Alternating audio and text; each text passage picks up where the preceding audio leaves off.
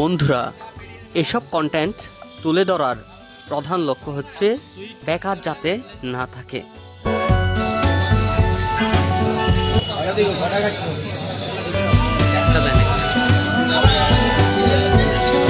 দেখেন তো, আপনি যদি একটি ফলের দোকানও দিতে যান, তাহলে আপনাকে একটি জায়গা নির্বাচন করতে হবে, একটি দোকান ঘর তৈরি করতে হবে, ভালো একটি অ্যামাউন্টের পুঁজি লাগবে, সাথে সাথে এই দোকানের রক্ষণাবেক্ষণ সহ যাবতীয় কার্যের জন্য বিরাট এক ঝামেলা আপনার পোহাতে হবে।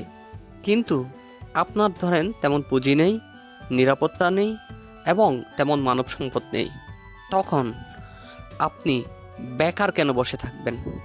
আপনি চাইলেই 2-4-5 হাজার টাকার ফল ফলাদি কিনে রাস্তায় সুন্দরভাবে এভাবে প্রেজেন্ট করে আপনি বিক্রি করতে পারেন। এতে সহজেই আপনি নিজের কর্মসংস্থান তৈরি করতে পারবেন।